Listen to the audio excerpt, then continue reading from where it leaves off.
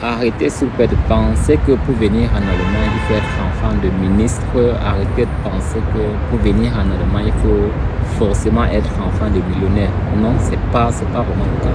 Donc, bien le bonjour à vous et bienvenue sur la chaîne YouTube Formation en Allemagne. Sur cette chaîne, je partage avec vous, bien évidemment, comme à chaque fois, les possibilités pourront vous permettre d'immigrer en toute légalité vers l'Allemagne, mais aussi et surtout pouvoir terminer à temps et avec succès ce que vous aurez décidé d'entreprendre en Allemagne. Donc, ça veut dire que ce soit les formations, les études et même le travail, l'immigration en tant qu'au pair ou même volontariat. Donc, je t'explique dans cette vidéo, je t'invite à suivre cette vidéo jusqu'à la fin parce que ici je vais te faire comprendre pourquoi est-ce que je dis et je suis certain que immigrer en Allemagne c'est pas une affaire d'enfants de riches.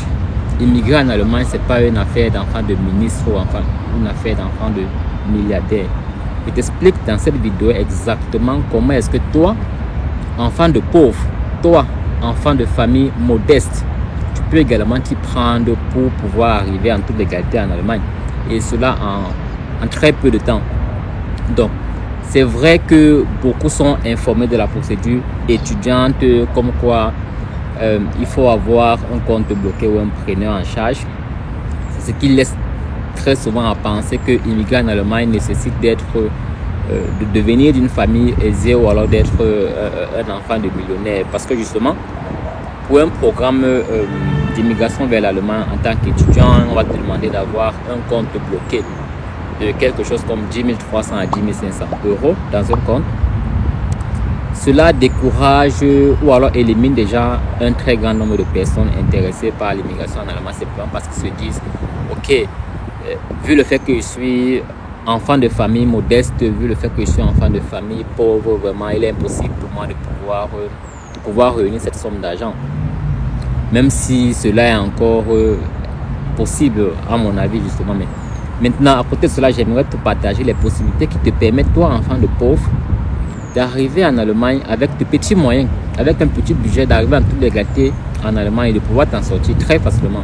Donc, ici c'est la procédure justement soit de Au pair Mädchen, soit de volontariat, soit la procédure en tant que de formation. Bon, ces trois procédures sont des procédures qui ne te demandent pas d'avoir un compte bancaire bloqué avec des milliers d'euros à l'intérieur pour pouvoir justifier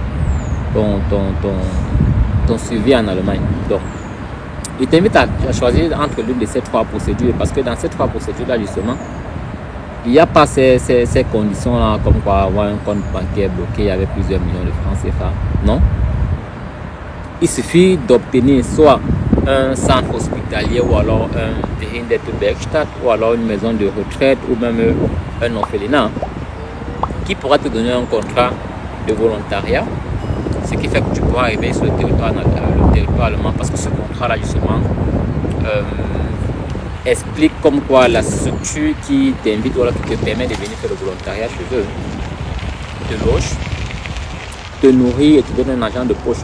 Donc, contrairement à la procédure étudiante où on te demandait d'avoir les 10 500 euros pour pouvoir prouver que tu peux prendre soin de toi, la procédure, par exemple, de volontariat, la structure qui t'accueille justement prouve déjà qu'elle peut te donner la possibilité de t'occuper de toi-même. Donc, cela fait en sorte que ce soit facile. Et aussi, il y a la procédure en tant que Au pair Mädchen. Là, c'est à peu près comme les babysitters. Oui. Là également, on ne te demande pas d'avoir un compte bancaire bloqué ou un truc de ce genre ou un preneur en charge. Non. La famille d'accueil, la famille qui te donne le contrat Au pair Mädchen, la famille dans laquelle tu vas arriver en Allemagne et tu devrais t'occuper des enfants et tout le reste, prends également des engagements sur toi, comme quoi ils vont te loger, ils vont te nourrir, ils vont te donner un argent de poche. Mais seulement pour ces deux procédures dont je viens de parler, vous n'avez le droit de le faire qu'une année. Donc ça veut dire que vous pouvez être dans un programme de volontariat ou bien dans un programme de Au pair Mädchen pour la durée de 12 mois. Après les 12 mois maintenant, vous avez la possibilité soit de rentrer dans votre pays d'origine, soit de faire autre chose en Allemagne. Donc moi je pense que c'est l'une des manières idéales pour pouvoir entrer à petits coups sur le territoire allemand. Et par la suite, maintenant, avec cette une année-là, d'améliorer son niveau de langue, d'épargner de l'argent peut-être même et se créer d'autres possibilités.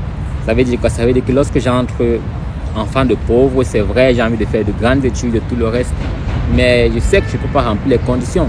Je vous invite simplement à prendre l'une de ces procédures qui vous permettent d'entrer à moindre coût et en toute facilité. Pendant cette une année-là maintenant, vous essayez de jobber, vous essayez d'épargner de l'argent pour pouvoir remplir les conditions qui vous permettront de faire autre chose. Ça veut dire, si ton objectif c'est d'étudier en Allemagne et que tu sais que tu ne peux pas remplir les 10 500 € qu'on te demande, entre avec un programme au pair, entre avec un programme volontariat. Et une fois sur le territoire allemand, tu réfléchis comment faire pour réunir cette somme-là. Parce que, étant sur le territoire allemand, justement, pour quelqu'un qui a des objectifs à atteindre, les moyens, ils sont pour pouvoir atteindre ces objectifs-là. Donc, il va juste falloir se mettre au travail. Ça va être dur, ça va pas être facile. Il va falloir travailler jour et nuit. Il va falloir s'abstenir de beaucoup de choses. Et c'est que les gens n'aiment pas ce mot-là, s'abstenir de beaucoup de choses. La boisson, les fêtes et tout le reste. Donc. Mais si ton objectif est de faire autre chose que le programme pour lequel tu es entré en Allemagne, justement déjà parce qu'il ne dure qu'un an, tu dois te donner les moyens et tu dois te priver de ces éléments pour pouvoir remplir et réunir les conditions qu'il te faut pour faire autre chose. Donc si ce sont les 10 500 € que tu dois réunir, donne-toi les moyens de réunir en une année 10 800 € pour pouvoir après cela faire les études dans autre chose. Mais à côté de ça, il y a la procédure qui est très intéressante, c'est dont je parle également très souvent dans mes vidéos. La procédure de formation. Donc c'est vrai que vous allez me dire également c'est difficile d'obtenir depuis l'étranger une place de formation dans un domaine en Allemagne. Mais là aussi, je vous invite à ne pas spécifiquement chercher le domaine de formation qui vous plaît ou même le domaine de formation que vous semblez pouvoir vous sentir à l'aise ou bien quoi que ce soit. Moi, je pense personnellement que le plus important, c'est d'abord déjà d'arriver sur le territoire allemand. C'est ça le plus important et c'est ça le plus difficile. Une fois que vous êtes sur le territoire allemand, quel que soit le type de formation que vous avez débuté, vous avez une fois de plus la possibilité en interne avec ce territoire allemand de pouvoir changer. De pouvoir changer, ça veut dire vous entrez par exemple avec un contrat de formation en chaudronnerie et vous décidez de changer pour faire plutôt la logistique. C'est possible, mais seulement il va falloir justement expliquer pourquoi ce changement et tout le reste, mais c'est pas ça le plus difficile. Je pense que le plus difficile aurait déjà été fait, justement celui d'entrer en toute légalité dans le territoire allemand avec un programme de formation. Donc maintenant, même si la formation ne vous plaît pas, même si on n'accepte pas que vous changez, vous conviendrez avec moi que le plus important c'est de pouvoir se nourrir, se vêtir et avoir son petit toit où l'on peut dormir. Donc je pense que finir cette formation en 3 ans ne va pas vous tuer. Ne va pas vous tuer justement parce que après ces 3 ans maintenant, votre compteur est en quelque sorte remis à zéro. Donc ça veut dire que après les 3 ans de formation, dans le domaine qui ne vous a pas plu, dans le domaine que vous avez fait avec difficulté, dans le domaine que vous avez fait avec j'ai envie de dire, peut-être même regret, mais cela ne peut pas vous tuer parce que justement vous avez un objectif en tête, vous avez un objectif en vue, c'est ce sur quoi il faut rester focus. Vous finissez les 3 ans, si bien sûr on ne vous a pas permis à la base de recommencer ou de changer de formation, non.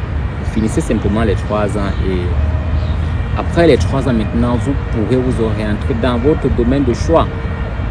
Parce que le plus important ici, c'est d'abord d'arriver sur le territoire allemand, premièrement. Deuxièmement, en toute légalité. Une fois que cela est fait, finissez vos 3 ans de formation. Si on ne vous a pas permis de changer avant, orientez-vous dans le domaine qui vous plaît. Vraiment, ce serait très facile. Ce serait très facile. Peu importe le domaine qui vous plaît. Voilà. Désolé pour les bruits. Bon. Peu importe le domaine qui vous plaît, si vous voyez une brèche, si vous voyez la possibilité d'entrer sur le territoire allemand, entrez d'abord. Une fois arrivé à l'intérieur, les possibilités sont encore plus nombreuses et plus faciles à obtenir. Donc, moi je vous invite simplement ici à garder un objectif à 3 choses. L'immigration en Allemagne, ce n'est pas une affaire de riches. immigrer en Allemagne, c'est pas une affaire de je veux faire ceci, il faut absolument que ce soit ce type de visa que je reçois. Immigrer en Allemagne, ce n'est pas une fois que je suis arrivé sur le territoire allemand, je ne peux plus rien faire. Donc, gardez ces trois choses en tête. Et quel est maintenant votre objectif? Comment est-ce que vous vous prenez pour atteindre votre objectif? C'est à vous et à vous seul de décider.